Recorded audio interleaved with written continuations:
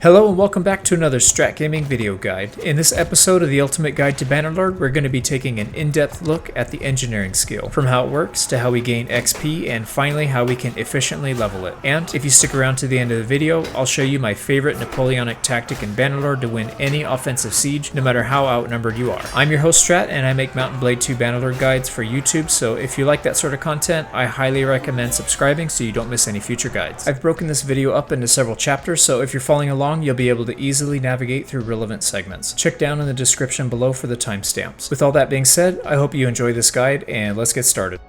The engineering skill is quite limited in its usage, but that doesn't diminish its importance. Engineering is responsible for two things: how quickly siege-related tasks are completed, and how much construction bonus a town will get from its governor. Each level of engineering will add 0.1% to the production speed of siege-related tasks, and 0.3% increase to town construction. One quick note here, max difficulty of Siege Engine is not implemented yet, and you'll be able to build anything from level 1. At level 100, we see a 10% and 25% increase respectively, all the way up to 30% and 75% at level 300. Let's look at how these numbers actually work in Calradia. I've timed and tested every possible siege-related task and collected the data into this database, so let's take a look at a few. All of these tests were ran with just our main character and 500 troops. To create a siege camp, it takes 35 hours at level 1 and only 27 hours at level 300. A ballista at level 1 takes 9 hours, but only 7 hours at level 300. The big daddy of them all, the Trebuchet, will take 26 hours at level 1 and 20 hours at 300. One thing to note here, these times are accurate to within -1 hour, so if the results say 7 hours, it could be between 6.01 all the way up to 7.00 hours. Some of the more mathematically inclined may have noticed something odd about these results. They don't follow the percentages given in the skill description. If you've seen any of my recent guides, you'll already know the explanation behind this. Yes, it's tail-world mathematics. The same can be said for the governor effect, but in this case, it's a massive difference, and in our favor. At level 300, we should expect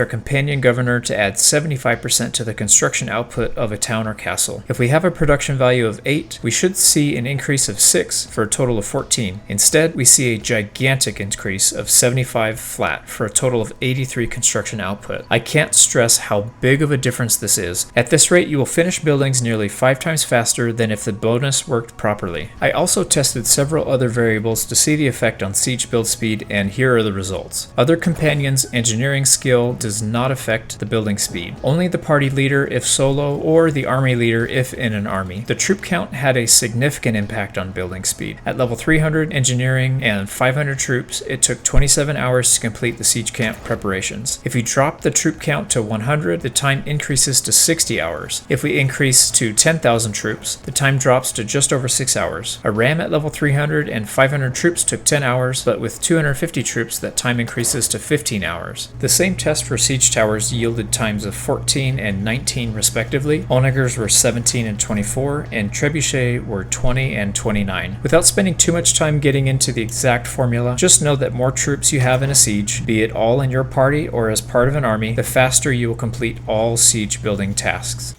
Gaining XP for engineering is fairly straightforward. There are 4 ways: passively by being part of a siege, completing offensive siege engines, completing defensive siege engines, and destroying enemy siege engines. You gain 1 XP per hour for being part of a siege. This includes any companions leading a party with you, other nobles inside the army you lead, or for your main character as part of someone else's siege camp. You also get a lump sum of XP for each siege engine completed. In order to get this XP during an offensive siege, you must be the engineer of your party and either be solo or be the leader of the army. This part can be a little confusing, so let's take a moment to clarify. If you are in a party by yourself and you are the engineer, you will get the XP. If you lead an army, are the engineer of the party, and call other nobles to your army, you will get the XP. If you are not the engineer in any situation, you will not get the XP. And finally, if you are the engineer but you join somebody else's army, you will not get the XP. The XP gain in this category are in 3 groups. Completing the initial siege camp gives 30 XP, completing siege towers gives 90 XP, and anything else you build will give 110 XP. When on defense, you will not have control over which types of engines are built, and your party's engineer will automatically get the XP when they are completed. On defense, only Ballista and Onager will be made, which earns 110 XP per engine. The final way to earn XP is by destroying an enemy siege engine. In an offensive siege, you will get 80 XP per Ballista kill and 160 XP per Onager kill. On defense, you will earn 80 XP per Ballista, 160 XP for Onager, and 240 XP per trebuchet kill. A few final notes. We don't earn XP for damaging other siege engines or receiving damage from others. Losing our own siege engines does not grant XP. Destroying enemy walls does not grant XP, which is odd because the walls are often the main target for a siege. Tail worlds, you do not get XP for killing enemy troops with a ballista hit, and you do not get passive XP during a defensive siege.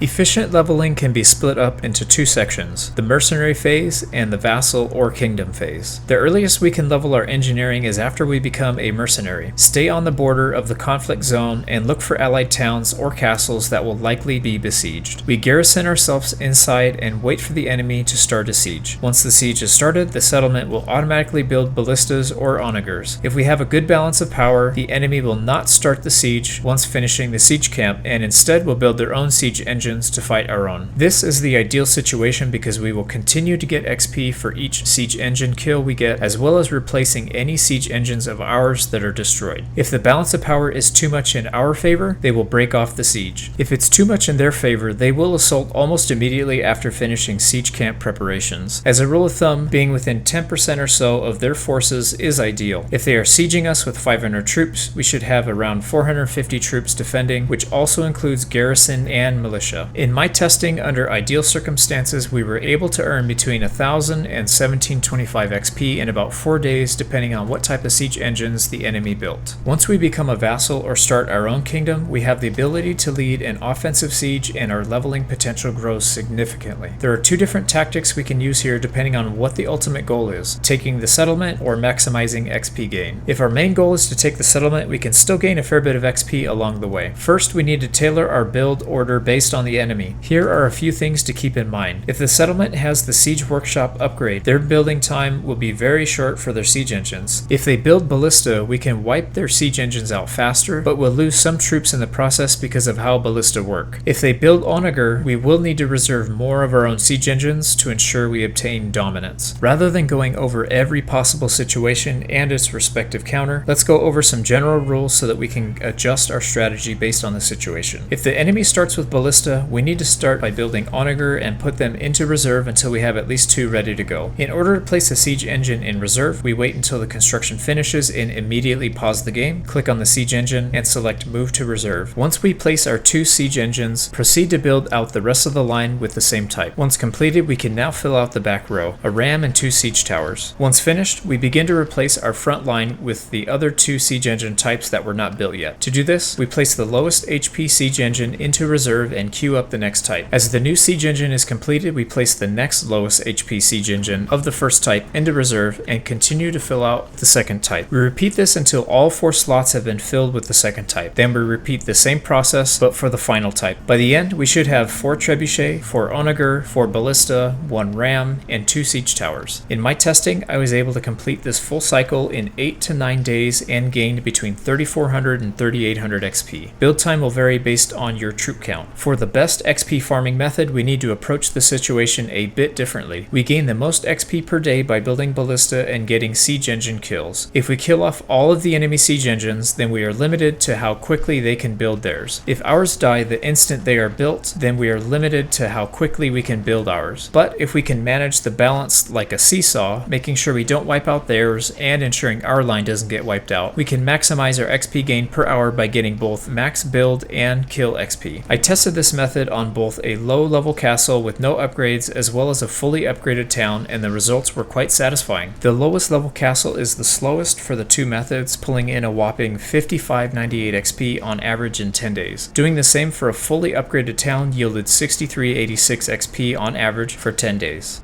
We are nearing the end of the video, and as promised, I'm going to show you my favorite Napoleonic tactic that can win offensive sieges while being outnumbered 3 to 1. Napoleon was famous for scattering his army throughout an area and then, when the moment was right, focusing the majority of his troops in a single battle in order to obtain local superiority. We can emulate this perfectly in a siege and can win battles that are outrageously lopsided against us. First, we need to knock down at least 1 wall in the settlement. Next, we need to make sure we have a reasonable number of shielded and ranged troops. For my testing, I ran a 1-to-1 ratio. In order to prove how powerful this method is, we will not be using any weapons on our main character and only low tier troops, tier 3 shields and tier 2 ranged. We start by placing all of our troops into 2 groups, all melee shields into one group and all ranged into another. This can be done by selecting the fractured small groups one at a time, pressing F3 then F5 and selecting which group we want them to move to. I prefer all melee in group 1 and all ranged into group 2, but it's up to you. We then move all of our troops to one side of the settlement and concentrate 100% of our forces in that area. This way we can be outnumbered overall by as much as 3 to 1, but still maintain local superiority in that part of the settlement and outnumber the enemy by 5 to 1 or even more. Begin the siege by having your shield wall move up to the breach and draw the attention of the enemy archers. Once in place, move your ranged unit in loose formation behind them. I like to hold fire until they are all in position, which preserves ammunition until they are at a range they can reliably kill at. Once the archers in that section of the settlement are dealt with, they will slowly pull archers from other places along the wall and replace them, giving us more easy kills. In between reinforcements, we can personally go through the breach to taunt the enemy into chasing us back out. Our ranged troops will pelt them the whole way, reducing their numbers down with each feinted attack. Be sure to keep your shield wall far enough back so as to avoid a full-on engagement. We want them to run at us, then retreat so we can continue to pour arrows into them. Once their numbers are significantly reduced, we can give the charge order with our shield wall. The rest is trivial and the settlement will be ours. Let's look at some of the tests I ran in order to see how ridiculous this can be. Starting with 400 troops and all the way down to 200 produced a 100% win rate. Reducing to 150 troops proved to be a little more challenging, but with a little extra care and patience, a win can certainly be achieved. I want to thank you all for watching another Strat Gaming video guide. If you found this video helpful, consider leaving a like and subscribing. Your support really helps a lot and I appreciate each and every one of you. Thanks to you, we reached 1,000 subscribers in just over 1 month. It's crazy. Now that the engineering skill is done, we have completed this series covering all Bannerlord skills. Up next, we will be looking at all perks in depth so that we can make the most OP heroes and companions, so stay tuned. Thanks again for watching, and as always, I'll see you on the next one.